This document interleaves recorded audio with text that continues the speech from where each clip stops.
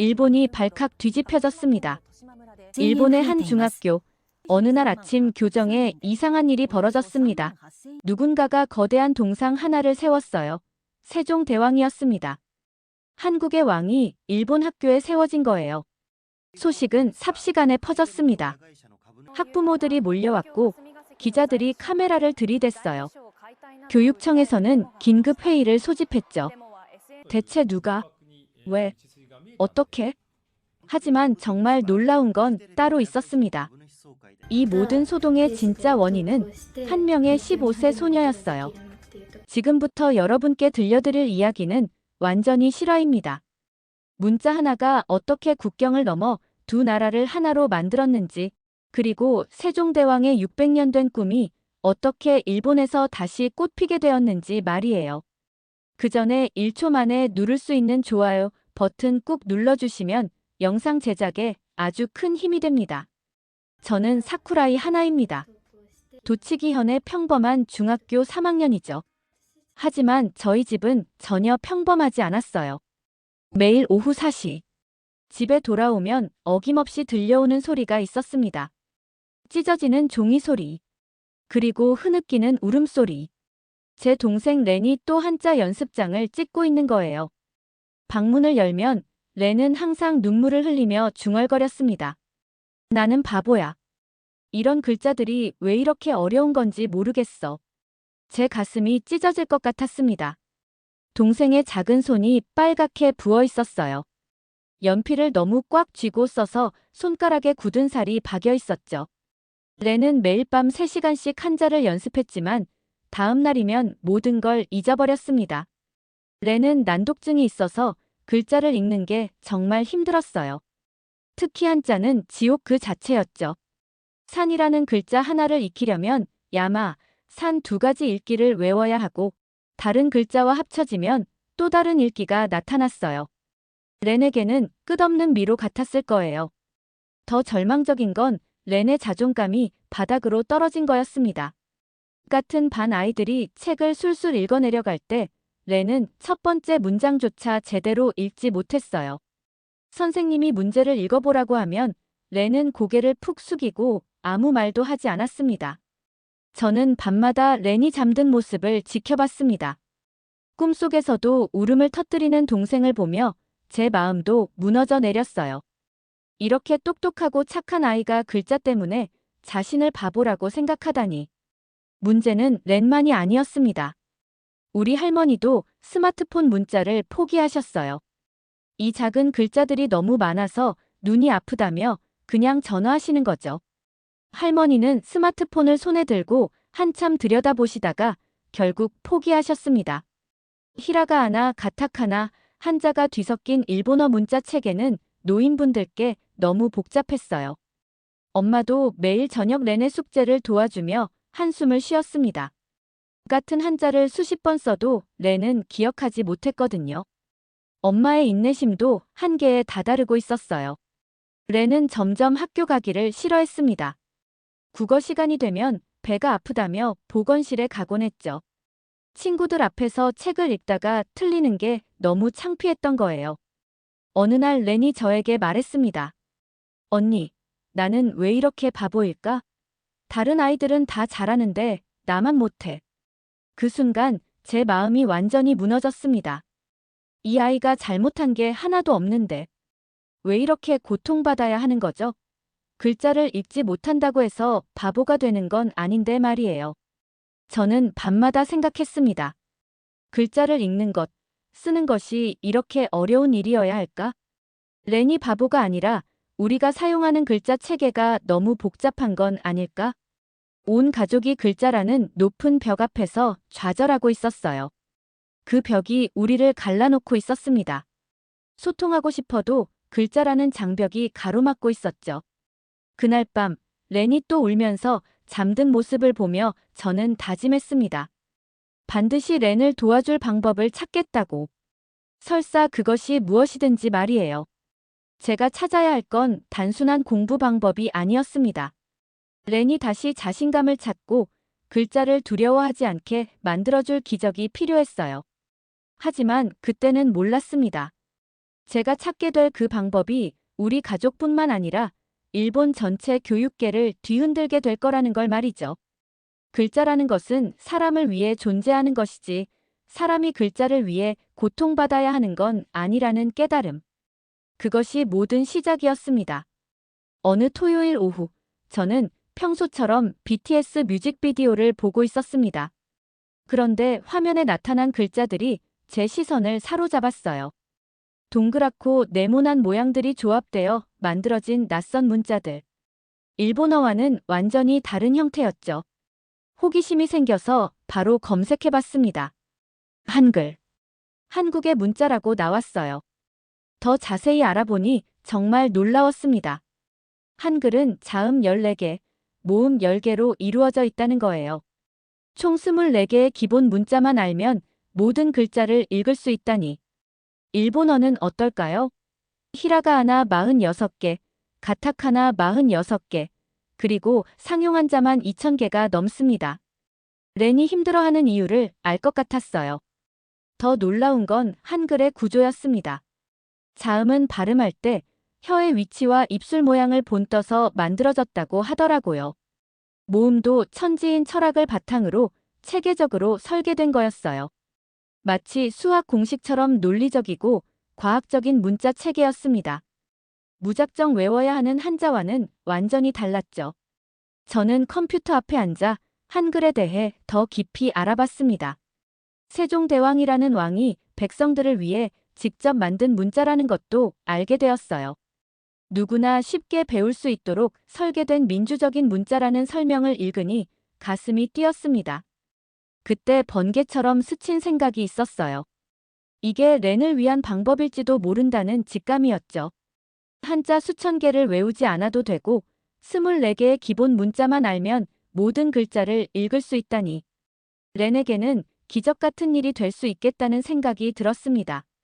저는 그날 밤늦게까지 한글 관련 자료를 찾아봤어요. 한글의 창제 원리 구조, 특징들을 하나씩 공부하기 시작했습니다. 24개의 문자가 어떻게 조합되어 수많은 글자를 만들어내는지 알아갈수록 감탄이 절로 나왔어요. 이렇게 과학적이고 체계적인 문자가 세상에 있다는 게 신기했습니다. 레나, 이제 희망이 생겼어. 저는 마음속으로 중얼거리며 컴퓨터를 껐습니다. 내일부터 본격적으로 한글을 배워보자고 다짐했죠. 한글 공부를 시작한 지 일주일이 지났습니다.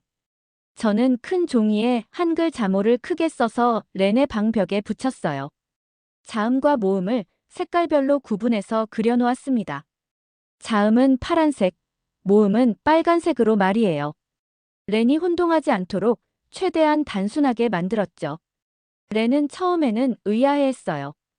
이상한 글자들이 갑자기 방에 나타났거든요.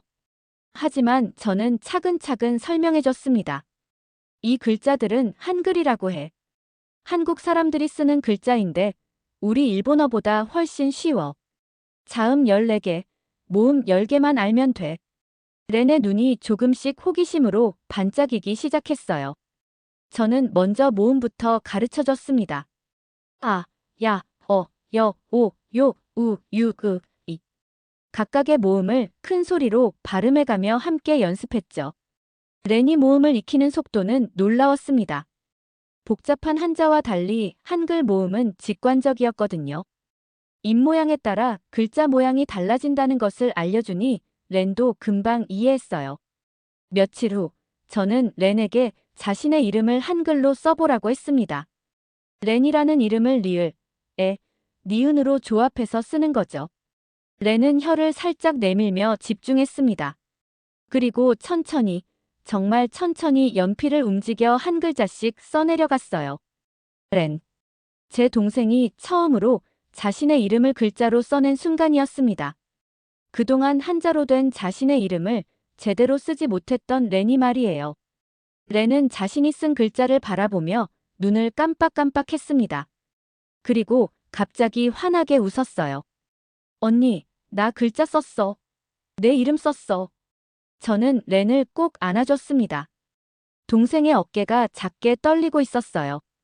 기쁨과 성취감으로 가득한 떨림이었죠. 그날 밤, 렌이 쓴 첫 글자를 벽에 붙이고 함께 바라봤습니다. 삐뚤빼뚤하지만 또렷한 세 글자. 렌. 이 작은 글자가 우리 집에 얼마나 큰 변화를 가져올지 그때는 상상도 못했습니다. 렌이 글자를 두려워하지 않게 된 것만으로도 충분히 기적이었거든요. 렌은 그 이후로 매일 한글 연습을 했습니다. 한자 연습장을 찢던 아이가 이제는 한글 노트를 소중히 간직하며 글자 쓰기를 즐기게 되었어요. 글자를 안다는 것이 얼마나 큰 자유인지 렌을 통해 다시 한번 깨달았습니다. 그리고 이 자유를 더 많은 사람들과 나누고 싶다는 생각이 들기 시작했어요. 렌의 변화를 지켜본 저는 더 이상 혼자만의 비밀로 간직할 수 없었습니다. 제 친구 이케다 미카에게 조심스럽게 말을 꺼냈어요. 미카는 호기심이 많은 아이였습니다. 한글 이야기를 들려주자 눈을 반짝이며 관심을 보였죠. 렌이 이렇게 빨리 글자를 익힌다는 걸 믿을 수 없다는 표정이었어요. 정말? 그럼 나도 배워볼까? 미카가 합류하면서 우리의 소규모 한글 스터디가 시작되었습니다. 방과 후 학교 옥상에서 몰래 만나 한글을 공부했어요. 며칠 후에는 노무라 치히로도 함께 했습니다. 치히로는 한국 드라마 마니아였거든요. 드라마 속 글자들을 직접 읽을 수 있다는 사실에 열광했죠. 우리는 옥상에서 한글 자모를 큰 소리로 읽고 서로의 이름을 한글로 써주며 시간을 보냈습니다. 일본어와는 완전히 다른 언어 체계를 배우는 재미에 빠져 있었어요. 그런데 소문이 퍼지기 시작했습니다.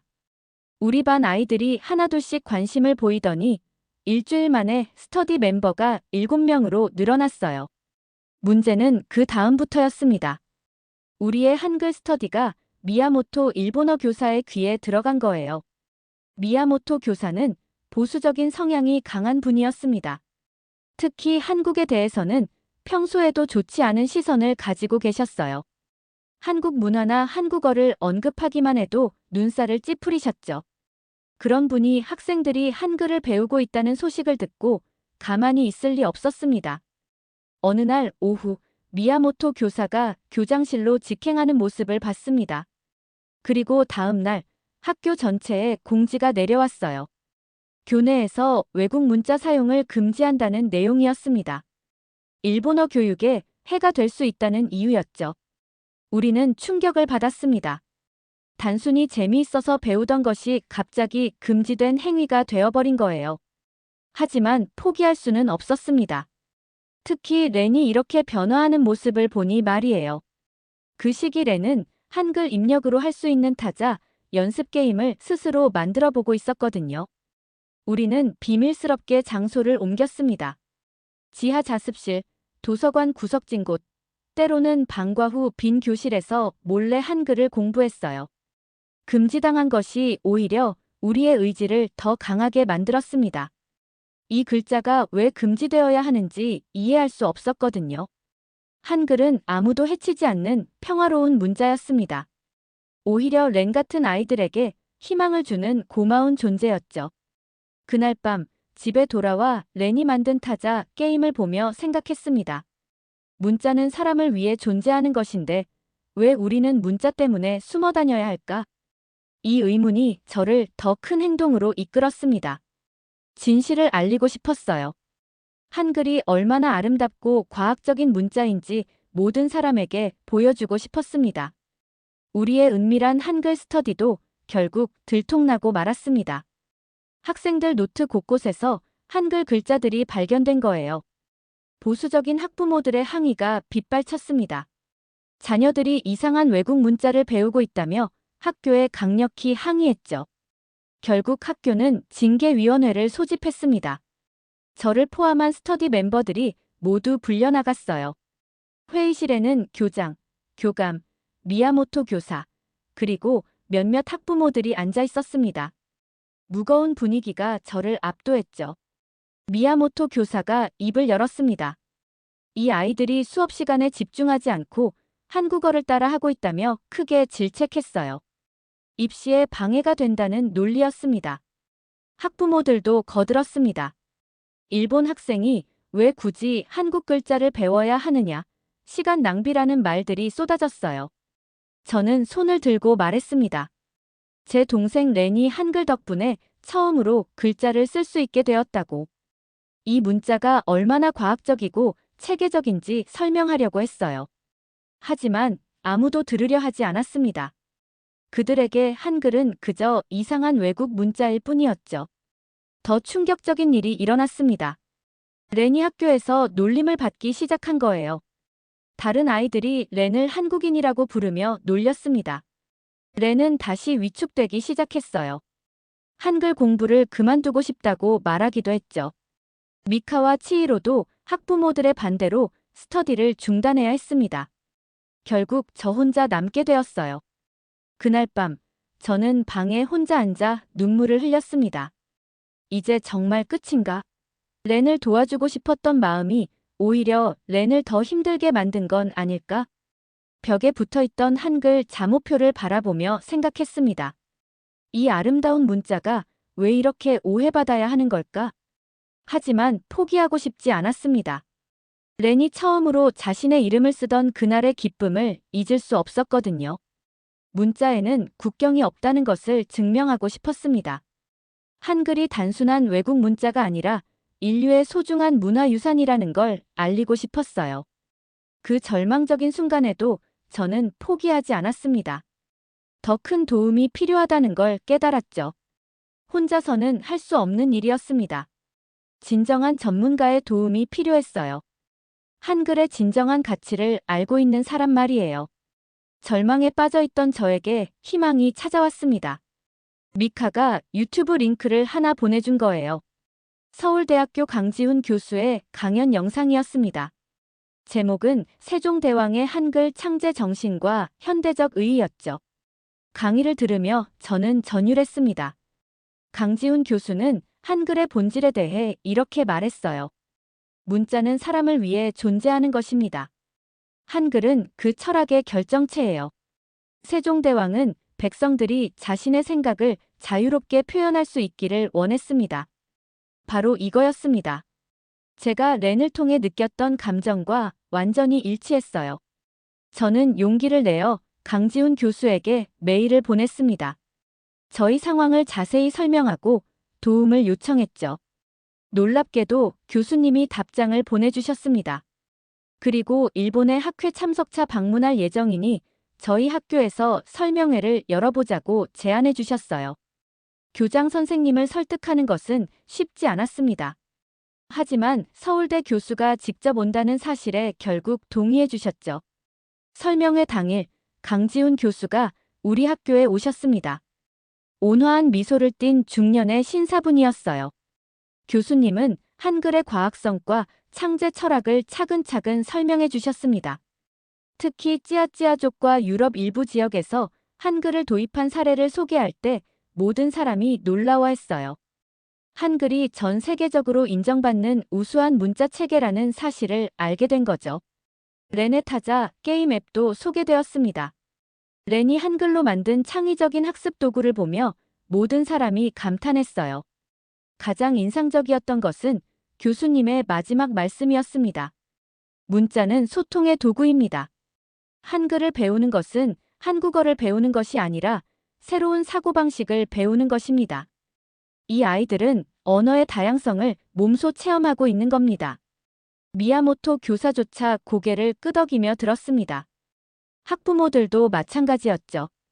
교수님이 떠나신 후 학교 분위기가 완전히 바뀌었습니다. 한글이 더 이상 금지된 문자가 아니라 배울 가치가 있는 문화유산으로 인식되기 시작했어요. 그날 밤, 저는 감사의 마음으로 잠들었습니다. 세종대왕의 정신이 600년을 넘어 우리에게 전해진 것 같았어요. 강지훈 교수님 덕분에 한글의 진정한 가치를 알릴 수 있었습니다. 그리고 이것이 더 큰 변화의 시작이라는 걸 느꼈어요. 강지훈 교수님의 방문 이후 우리 학교에는 특별한 변화가 일어났습니다. 한국에서 온 교환학생 이준우가 우리 학교에 전학을 온 거예요. 이준우는 밝고 친근한 성격이었습니다. 특히 렌과 금방 친해졌어요. 렌이 한글로 만든 게임을 보고 정말 놀라워했죠. 와, 정말 대단해. 일본 친구가 한글로 이런 걸 만들다니.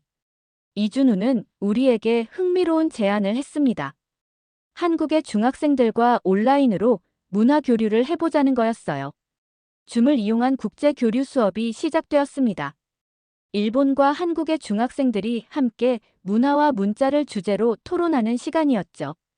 첫 번째 교류 수업에서 한국 학생들은 우리가 한글을 배우고 있다는 사실에 무척 놀라워했습니다. 그리고 진심으로 기뻐해 주었어요.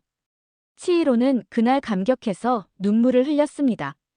한글이 이렇게 따뜻한 문자였는지 몰랐다고 말하며 눈물을 닦았어요. 한국 친구들과 대화하면서 문자가 단순한 의사소통 도구가 아니라는 걸 깨달았다고 했죠. 매주 이어진 교류 수업은 우리에게 새로운 세계를 열어주었습니다. 한글을 통해 한국 문화를 이해하고 한국 학생들도 일본 문화에 관심을 보여주었어요. 렌은 이제 한국 친구들과 한글로 메시지를 주고받을 수 있게 되었습니다.